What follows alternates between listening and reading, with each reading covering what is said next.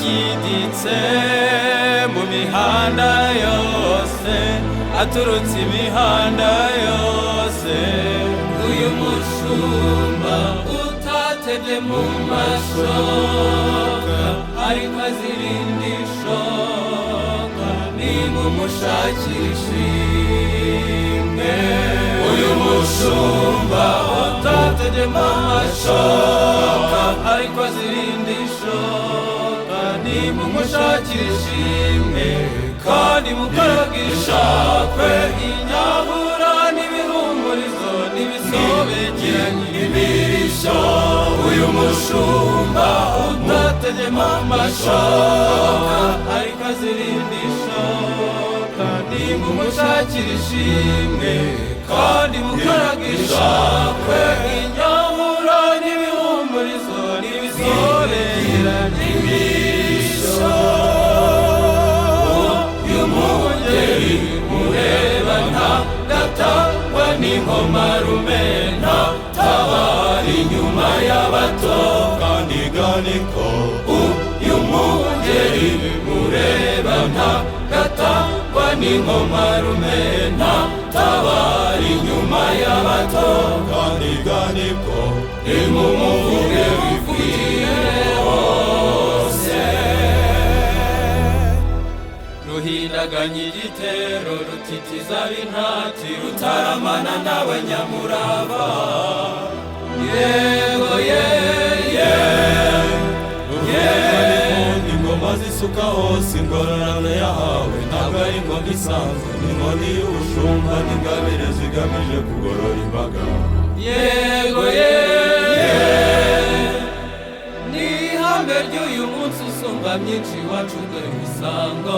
Iyubire tuyikesha Imana, nimuyiririmbe yemwe bene Imana, nimuvuze impanda bigere ku Mana, nimuyivuge kugeza ku bana. Uyu mushumba dushengereye none, ntabwo yatanzwe mwibakwe murabaze.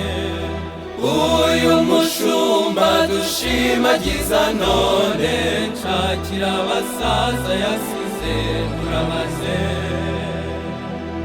Ntaho twamubonye ashagawe n'ibishagasha, ntaho twigeze tumwumva ahabwa impundu impuha. Ntabwo afitanye isano n'abasenga inzozi, ntahuriye n'abahugu n'abaze. Kuko iteka intego ye nimugenda imbere, ibikorwa bikomeye akabikora n'imbaraga z'uwo yemeye akamugenda imbere. Nawe yambaye urumuri rubengerana, uwo yemeye ko kakamushyigikira akamugenda imbere. Abaturarwanda twese ngo gahoranize impundu, rwema we gahoranize bisanze neza.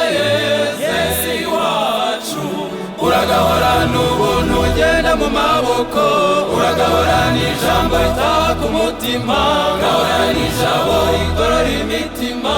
Gahora utamirije iteka itoto, ntiwatetereje uwagutoye. Gahora utambuka utanga ituze, abato bose bahiga ibyiza utunze. Abo bakambwe bakuranye ubukaka, nabo bakandagira ubutaka bw'iwacu, baratumushumba dushima. Ingoma zisuka hose, ingororano yahawe ntabwo ari ingoma isanzwe, n'inkoni y'ubushumba n'ingabire zigamije kugorora imbaga. Yego yeye ni ihame ry'uyu munsi usumba myinshi iwacu dore imisango. Iyubire tuyikesha Imana, nimuyiririmbe yemwe bene Imana, nimuvuze impanda bigere ku Mana, nimuyivuge kugeza ku mushumba dushima nagire yubile nziza, uyu mushumba dushima